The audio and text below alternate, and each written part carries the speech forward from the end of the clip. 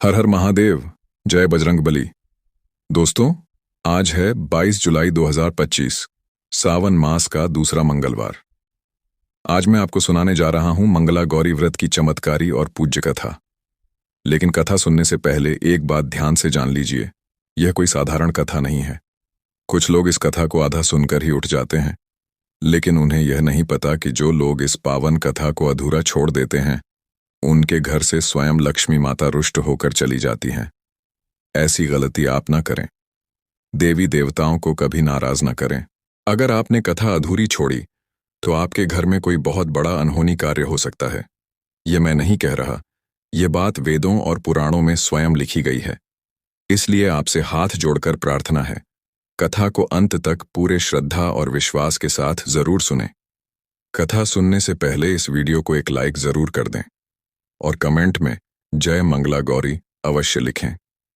हे माता पार्वती, जिसने भी इस वीडियो को लाइक किया, कमेंट किया और चैनल को सब्सक्राइब किया, उनकी सारी मनोकामनाएं पूर्ण कर देना, उनका जीवन खुशियों से भर देना। और हाँ, चैनल को सब्सक्राइब करना ना भूलें, ताकि माता की कृपा आप पर सदा बनी रहे। तो चलिए अब कथा की पवित्र शुरुआत करते हैं।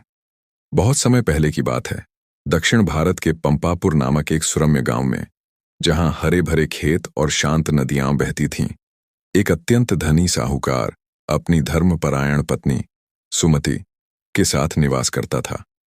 साहूकार का नाम धर्मराज था और वह अपने नाम के अनुरूप ही धर्म कर्म में विश्वास रखने वाला व्यक्ति था। उनके पास धन, वैभव, विशाल हवेली, नौकर चाकर और हर प्रकार की सुख सुविधाओं की कोई कमी नहीं थी। उनके व्यापार का साम्राज्य दूर दूर तक फैला हुआ था और उनकी ख्याति एक उदार और न्यायप्रिय व्यक्ति के रूप में थी।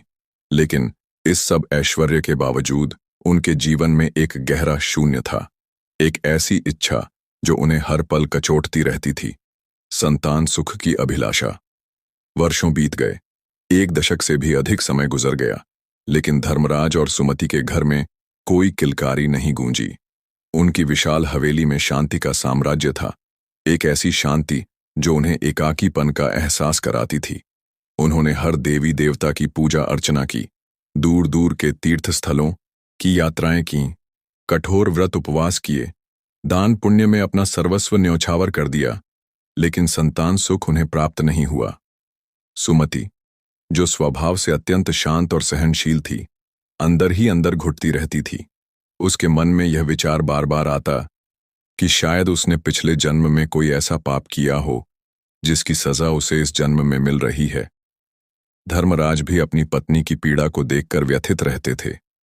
रातें जाग कर कटती थीं और दिन चिंता में डूबे रहते थे। उनके धन दौलत का क्या लाभ, जब उसे भोगने वाला कोई उत्तराधिकारी ही न हो।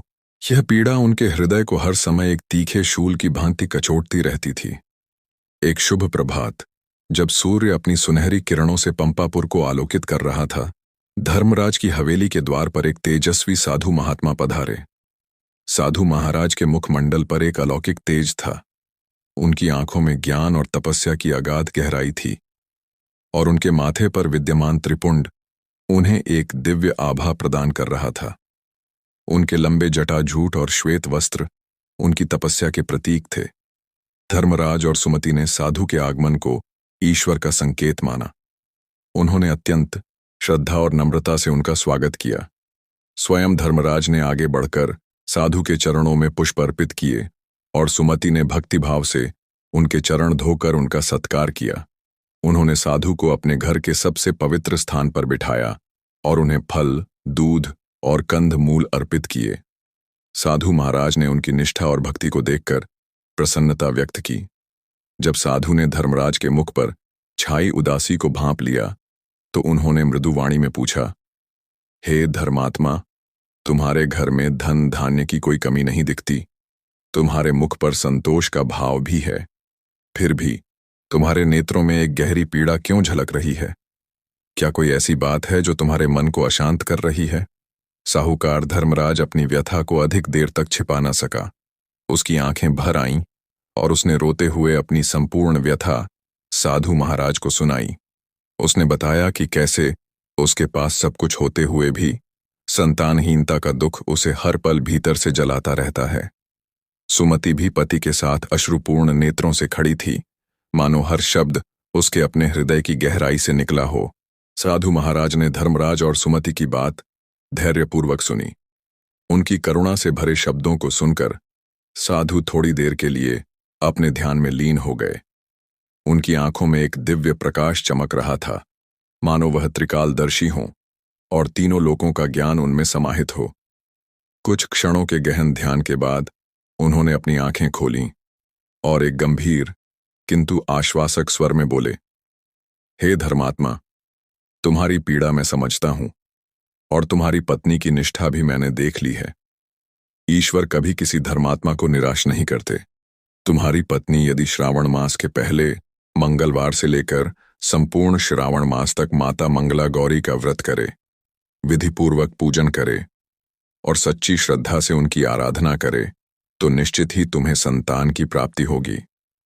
साधु महाराज ने व्रत की संपूर्ण विधि विस्तार से बताई। उन्होंने कहा, इस व्रत में भगवान शिव और माता पार्वती के मंगलमय स्वरूप यानी मंगला गौरी की पूजा की जाती है।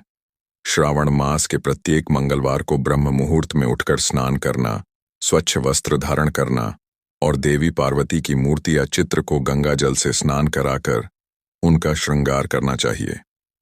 उन्हें लाल वस्त्र, 16 श्रृंगार की वस्तुएं, मेहंदी, बिंदी, सिंदूर, चूड़ियाओं और 16 प्रकार के फल और फूल अर्पित करने चाहिए।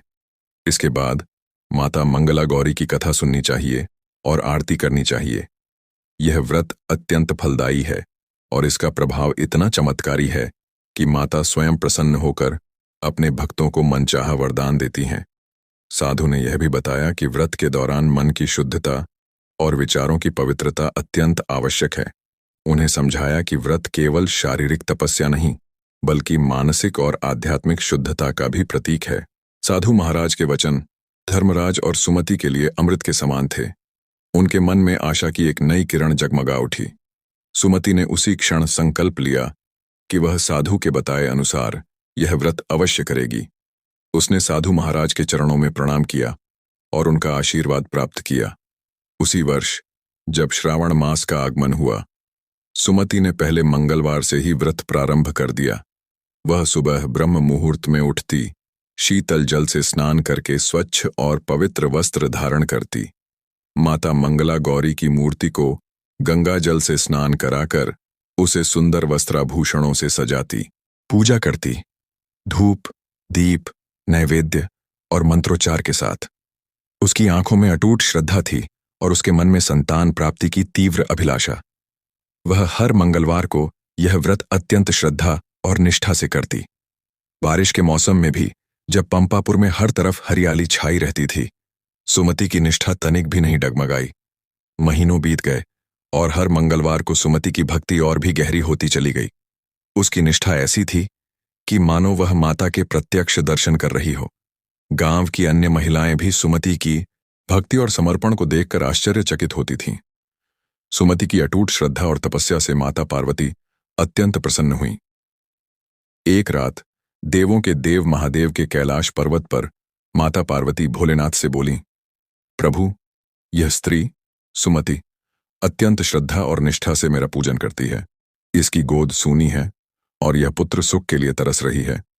मेरी इच्छा है कि इसे पुत्र रत्न का वरदान प्राप्त हो। भोलेनाथ, जो अपनी अर्धांगिनी के हर निर्णय का सम्मान करते थे, मुस्कुराए और बोले, जो तू कहे गौरी, वही होगा। तुम्हारी इच्छा ही मेरा आदेश है। उसी रात जब पंपापुर में गहरा अंधेरा पसरा हुआ था, साहूकार धर्मराज को एक स्वप्न आया। स्वप्न में एक दिव्य और गंभीर आवाज गूंजी, जो उसके हृदय को कंपा गई। हे धर्मात्मा, जिस आम के वृक्ष के नीचे श्री गणेश विराजमान है, उस वृक्ष का फल तोड़कर अपनी पत्नी को खिला दो। तुम्हें पुत्र रत्न की प्राप्ति अवश्य होगी। धर्मराज जागा तो स्वप्न की बात उसके मन में गहराई से घर कर गई। उसकी आंखों में एक चमक थी, लेकिन साथ ही एक अनजाना भय भी था। वह जानता था कि यह कोई साधारण स्वप्न नहीं है। उसी क्षण उसने आम के उस वृक्ष को खोजने का निश्चय किया। वह दिन रात उस आम के वृक्ष को खोजता रहा। उसने अपने सेवकों को भी इस कार्य में लगा दिया।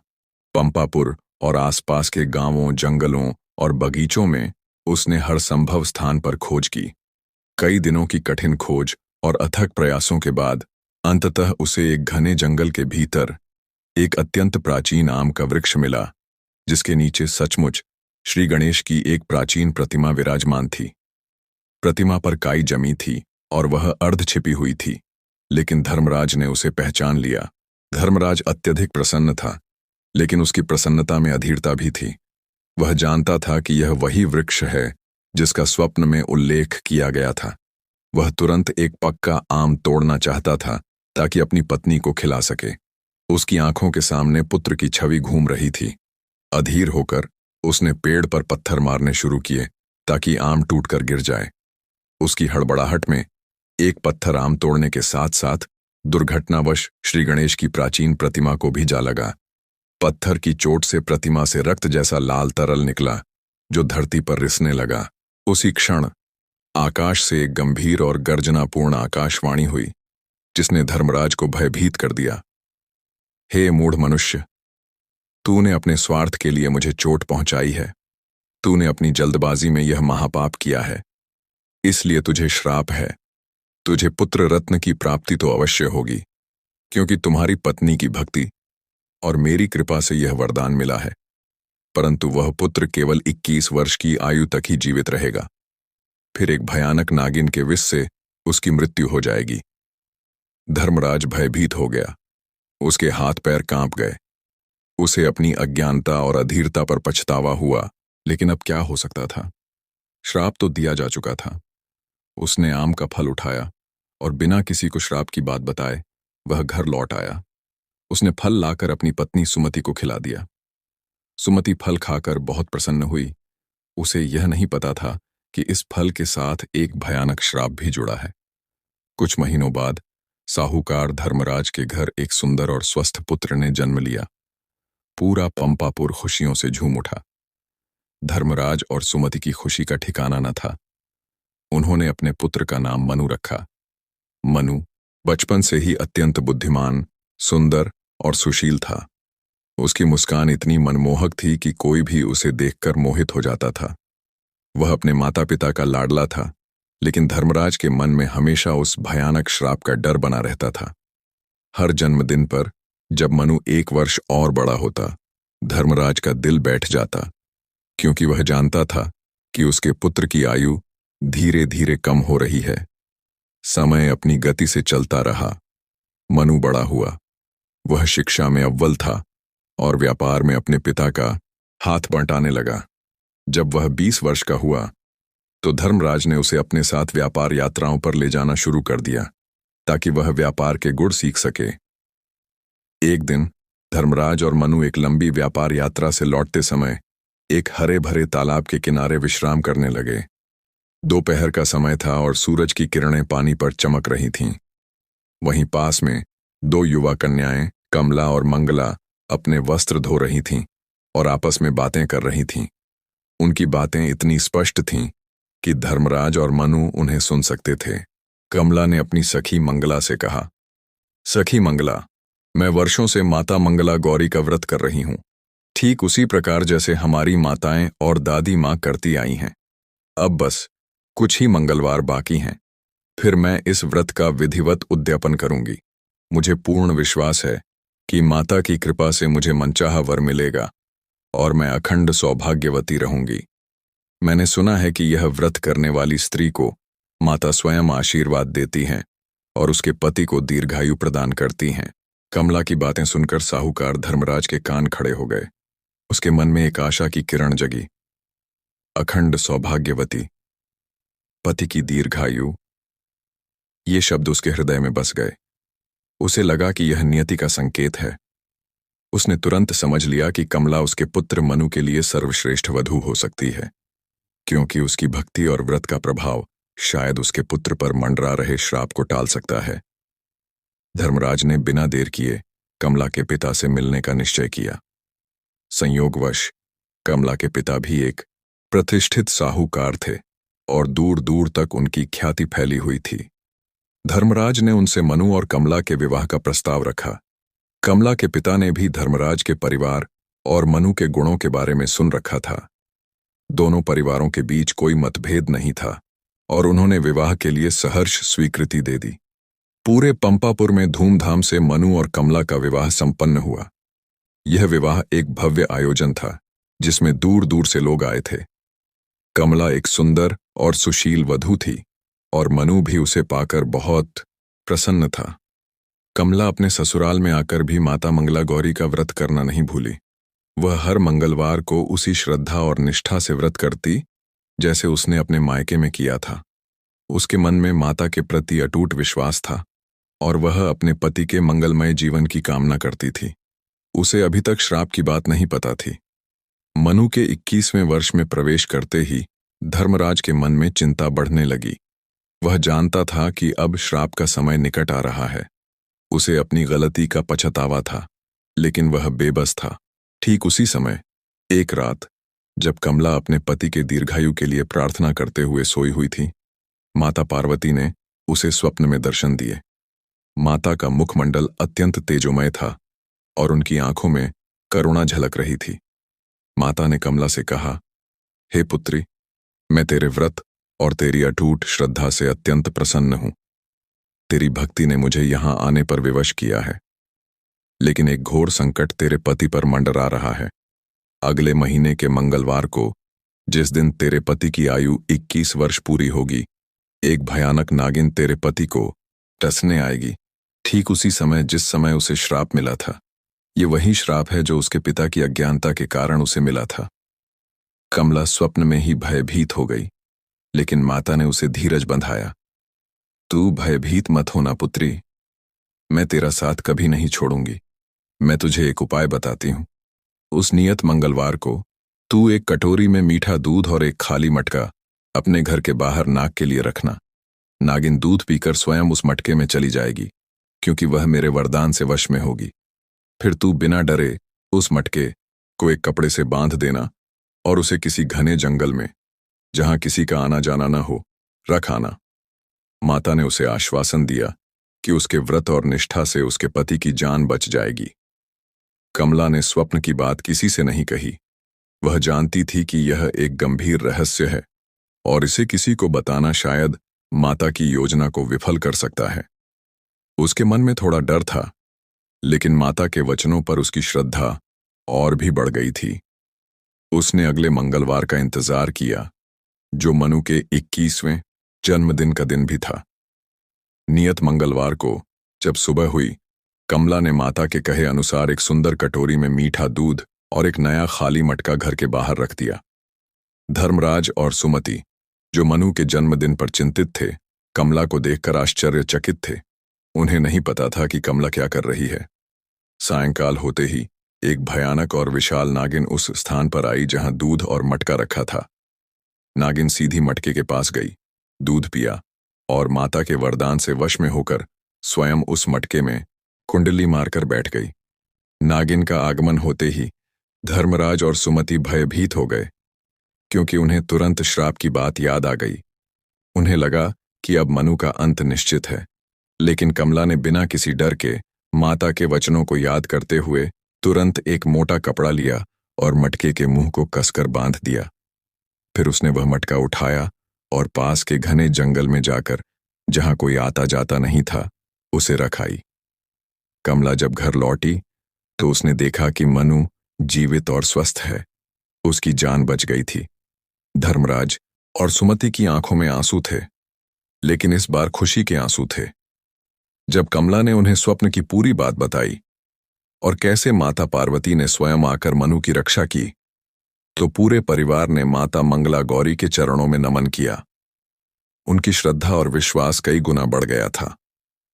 उन्हें विश्वास हो गया कि माता की कृपा से ही मनु का पुनर्जन्म हुआ है। अगले मंगलवार को कमला ने अपने मंगला गौरी व्रत का विधिपूर्वक उद्यापन किया। उसने 16 ब्राह्मणों को भोजन कराया, उन्हें वस्त्र और दान दक्षिणा दी और उनका आशीर्वाद प्राप्त किया। पूरे गांव में यह खबर फैल गई। उस गांव की अन्य महिलाएं भी कमला से मंगला गौरी व्रत की विधि जानकर यह व्रत करने लगीं। कमला की कहानी एक प्रेरणा बन गई। मनु और कमला ने एक सुखी और दीर्घायु वैवाहिक जीवन जिया। उन्हें कई स्वस्थ और सुंदर संतानें प्राप्त हुईं। धर्मराज और सुमति ने भी अपने अंतिम समय तक माता मंगला गौरी का पूजन किया और खुशी से जीवन व्यतीत किया। कथा के गूढ़ संदेश: श्रद्धा, सेवा, भक्ति और नारी शक्ति। इस कथा में अनेक गूढ़ और शक्तिशाली संदेश छिपे हैं। श्रद्धा की शक्ति: साहूकार की पत्नी सुमति और बाद में कमला की अटूट श्रद्धा ने ही असंभव को संभव बनाया। यह दिखाता है कि जब विश्वास सच्चा होता है तो कोई भी बाधा बड़ी नहीं होती। निस्वार्थ सेवा: साधु महाराज का सम्मान और उनका सत्कार साहूकार परिवार की धार्मिकता को दर्शाता है, जिसके कारण उन्हें दिव्य मार्गदर्शन मिला। भक्ति का प्रभाव: मंगला गौरी व्रत की शक्ति यह सिद्ध करती है कि सच्ची भक्ति से देवी देवता प्रसन्न होते हैं और अपने भक्तों की हर इच्छा पूरी करते हैं, यहाँ तक कि नियति को भी बदल देते हैं। नारी शक्ति का अद्भुत उदाहरण: कमला इस कथा में नारी शक्ति का अद्भुत उदाहरण है। उसकी निडरता, बुद्धिमत्ता और अटूट विश्वास ने उसके पति के जीवन की रक्षा की। यह दर्शाता है कि नारी केवल जन्म देने वाली नहीं, बल्कि जीवन बचाने वाली और हर संकट से लड़ने वाली भी होती है। कर्मों का फल: धर्मराज की अधीरता और अज्ञानता के कारण किया गया पाप, गणेश प्रतिमा को चोट पहुंचाना, श्राप का कारण बना। यह दर्शाता है कि हमारे हर कर्म का फल हमें अवश्य मिलता है, चाहे वह अच्छा हो या बुरा। क्षमा और अनुग्रह: माता पार्वती का अनुग्रह और क्षमाशीलता जो कमला की भक्ति के माध्यम से प्रकट हुई, यह दिखाती है कि ईश्वर हमेशा अपने भक्तों को दूसरा मौका देते हैं और उनकी गलतियों को माफ करते हैं, बशर्ते पश्चाताप और भक्ति सच्ची हो। संतान सुख और अखंड सौभाग्य: यह कथा उन सभी स्त्रियों के लिए एक आशा है जो संतान सुख की कामना करती हैं और अपने पति के दीर्घायु और अखंड सौभाग्य के लिए प्रार्थना करती हैं। माता मंगला गौरी की कृपा जिस पर हो जाए, उसका जीवन संवर जाता है। जो स्त्री पूरे नियम से यह व्रत करती है, उसे अखंड सौभाग्य, सुख, समृद्धि और संतान सुख अवश्य प्राप्त होता है। हे माता मंगला गौरी, जिस तरह आपने कमला की रक्षा की और मनु को नवजीवन प्रदान किया, उसी तरह हम सब पर भी अपनी कृपा दृष्टि बनाए रखना। आपकी यह चमत्कारी कथा सुनने और सुनाने से समस्त पाप कट जाते हैं और जीवन में मंगल ही मंगल होता है। जय माता दी।